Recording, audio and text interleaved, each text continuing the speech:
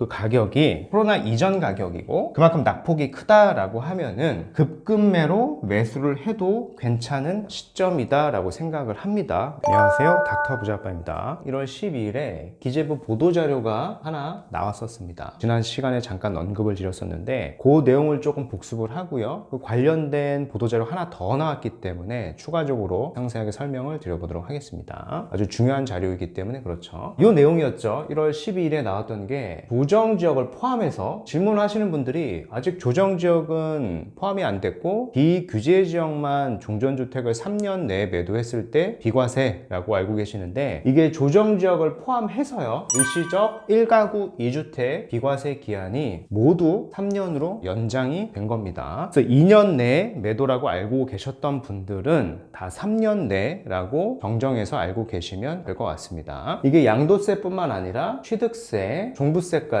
일괄 3년으로 이제 적용이 되는 겁니다. 이렇게 생각을 하시면 되겠고요. 이게 이제 1월 12일에 나왔던 거고요. 한 10며칠 지나가지고 23년 1월 26일에 관계부처 합동으로 비슷한 보도자료가 하나 더 나왔습니다. 이거를 따로따로 보는 게 아니라 같이 보셔야 돼요. 요거는 이제 기존 주택, 일시적 1가구 2주택에 대한 내용이고요. 관계부처 합동으로 나왔던 내용은 추가적인 내용이 더 있습니다. 이 내용이 뭐냐면은, 내가 1주택이 있는데요, 1주택이 있는 상황에서 분양권을 내가 취득을 하거나 신규로 또는 입주권을 취득했을 경우에 이 분양권하고 입주권을 입주를 하고 나서 이 종전 1주택을 이제는 3년 내에만 매도를 해도 이 1주택이 비과세에 해당이 되게 됩니다. 원래 이게 2년이었죠. 2년이었는데 역시 3년으로 바뀐 겁니다. 이뿐만 아닙니다. 내가 재개발이나 재건축을 들고 계셨던 분들 있지 않습니까? 근데 여기 이제 정비사업으로 진행이 되다 보니까 거주가 어렵죠. 그래서 내가 대체주택을 취득해서 여기를 거주를 했어요. 그럴 경우에 다시 재개발, 재건축이 신축으로 입주를 하고 나서 이 대체주택은 3년 내에만 매도를 하게 되면은 역시 일시적 1가구 2주택 비과세 12억 이하까지는 세금이 없다 라고 하는 부분을 알고 계셔야 될 것 같아요. 이 두 가지를 좀 같이 알고 계셔야 될 것 같습니다. 이게 이제 적용 시기가요, 이게 1월 12일에 발표가 됐었는데 1월 12일 이후 양도하는 경우에는 그게 뭐 조정지역이든 아니든 상관없이 모두 소급해서 3년 내에만 매도를 하게 되면은 비과세에 해당이 된다라고 보시면 됩니다. 즉 결론은 이거예요. 우리가 이걸 보면 어떤 생각을 할 수 있냐라고 보면은, 기존에는 2년 내에 매도를 해야지만 세금이 없었죠. 12억 이하까지는 이제 세금이 없었는데 이게 3년 내로 늘어나게 됩니다. 우리가 1년이라고 하는 시간을 더 벌게 되죠. 지금 주택시장이 가장 얼어있는 시점인데, 그때 2년 내에 매도하는 게 아니라 3년 내에 매도를 할 수 있게 됐다는 얘기는 적어도 요런 사유로, 비과세 사유로 2년 내에 매도할 물건은 기축시장이겠죠. 기축시장, 기존에 있는 물건입니다. 왜냐하면 대체주택 그리고 1주택, 종전주택이지 않습니까? 그런 기축시장에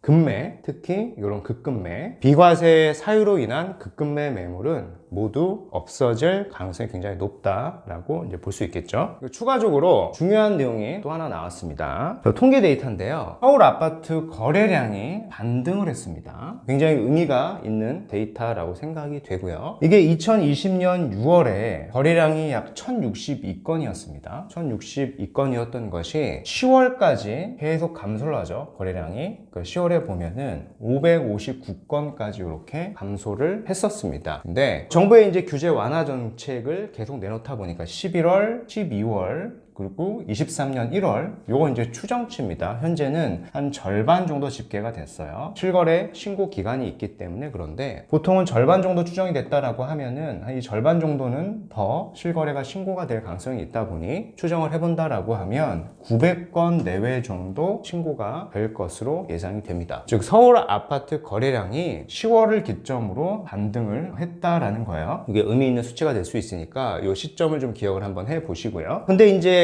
절대적인 거래량을 봤을 때 아직 터무니없이 적습니다. 그 이유가 뭐냐면은 평균 수치를 좀 아셔야 될 텐데, 2020년 서울 아파트 월 평균 거래량이 6,700건 가량 됐었습니다. 근데 현재는 한 900건 내외 정도로 예상이 되다 보니까 이 정도 수치에서 계속 앞으로도 머무르고 큰 반등이 없다라고 하면 정부에서는 규제를 추가적으로 또 풀 가능성이 굉장히 높다라고 생각을 합니다. 그 첫 번째 규제가 주제가 뭐냐면 토지거래 허가입니다. 토지거래 허가. 지난 이제 4월에서 6월에 다 지정이 됐던 지역들이 있습니다. 이게 도래하는 시점이 23년 4월부터 6월이겠죠. 1년이 다시 도래하니까요. 해당하는 지역이 강남, 삼성, 청담, 대치, 잠실, 목동 등 이런 지역들은 평균에 근사하게 거래량이 상승하지 않는다라고 하면은 정부 입장에서 더 이상 토지거래 허가 구역을 재연장할 당위성이 없어지게 됩니다. 그래서 이것도 풀릴 가능성이 굉장히 높다라고 생각이 되고요. 두 번째는 이거 토지거래 허가 구역을 풀었음에도 불구하고 거래량이 일정 수준으로 다시 나오지 않는다라고 하면은 현재 서울에 묶여있는 강남 3구 그리고 용산 이 지역도 역시 규제 지역을 모두 해제할 가능성이 높다라고 생각을 합니다. 이렇게 되면은 사실 매수세가 많이 붙을 수 있는 지역 중에 하나죠. 강남 3구, 용산, 삼성, 청담, 대치, 잠실, 목동 이런 지역들은 규제 지역이 모두 풀린다라고 하면 거래량이 많이 반등이 될 수 있는 지역이다라고 생각이 됩니다. 그래서 이 규제가 모두 풀릴 때까지 기다리는 것보다는요, 제 생각에는 오늘이 이제 1월 30일입니다. 특례보금자리론이 이제 발표를 했는데 해당 아파트의 이전 가격을 좀 살펴보시고 그 가격이 코로나 이전 가격이고 그만큼 낙폭이 크다라고 하면은 급급매로 매수를 해도 괜찮은 시점이다라고 생각을 합니다. 물론 이제 본인의 대출 한도와 여력이 되시는 분에 한해서 추천을 드리겠고요. 현재 내가 자금이 없거나 주택 매수 시점을 계속 미루고 있는 분들이다라고 하더라도 현재 시점은 적극적으로 부동산 한번 가보시는 게 좋다라고 생각을 합니다. 부동산을 가보시면 이 이전 시점 대비 현재 기준에 부동산의 분위기가 좀 많이 반전됐다라고 하는 것을 느끼실 수가 있는 시점이다라고 생각을 합니다. 그래서 시장을 계속 이렇게 관망만 하지 마시고요. 적극적으로 이렇게 거래량도 좀 살펴보시고 부동산을 좀 임장해 보시는 시간을 가지셨으면 좋겠습니다. 이상 닥터부자였습니다.